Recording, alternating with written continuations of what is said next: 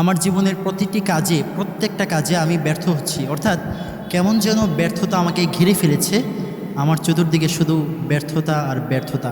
পরিবারের সবাই অসুস্থ, আমার কাজেও কোনো বারাকা পাচ্ছি না, ব্যবসাতে কোনো বরকত নেই, লস, চতুর্দিকে শুধু ব্যর্থতা আর ব্যর্থতা আমাকে যেন ঘিরে ফেলছে। তো এর থেকে উত্তোলনের পথ বা উপায় কী, এ বিষয়ে আমরা জানতে চাই অনেক সময়। তো আজকে মুসলিম শরীফের সহিহুল মুসলিমের 597 নম্বর হাদিস থেকে আমরা সরাসরি আমলটি নিব ইনশাআল্লাহ। বিশ্বাস রাখবেন, এটি কোনো বানোয়াট বা কোনো বানানো কিচ্ছা কাহিনী নয়, সরাসরি হাদিস থেকে রেফারেন্স দিচ্ছি। মুসলিম শরীফের 597 নম্বর হাদিস আপনারা খুলে দেখবেন।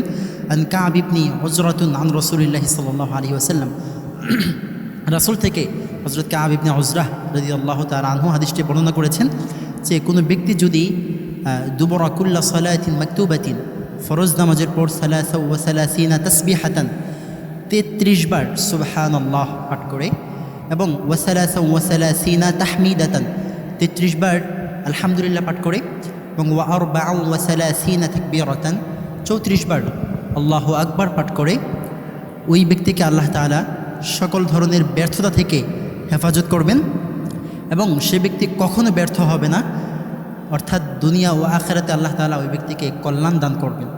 সুতরাং আমাদের মাঝে এমন অনেকে আছে, অনেক বেশি কল করে বলেন যে হুজুর ব্যর্থ, অনেক ব্যর্থ, প্রবাসী ভাইয়েরা বলে হুজুর অনেক টেনশনে আছে, অনেক ব্যর্থ।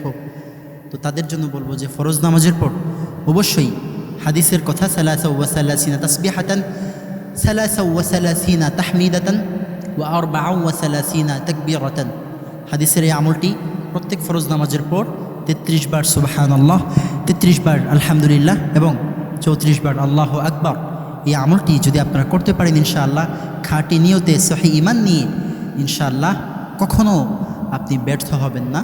কদ আফলাহাল মুমিনুন, আল্লাহ তাআলা যেমন বলেছে যে মুমিনরা সফলকাম, আপনিও সফল হতে পারবেন ইনশাআল্লাহ। আল্লাহ তাআলা আমাকে এবং আপনাকে, আমাদের সকলকে এই হাদিসের ওপর পরিপূর্ণ আস্থা ও বিশ্বাস রেখে আমল করার তৌফিক দান করুক। সকলে পড়ি আমিন।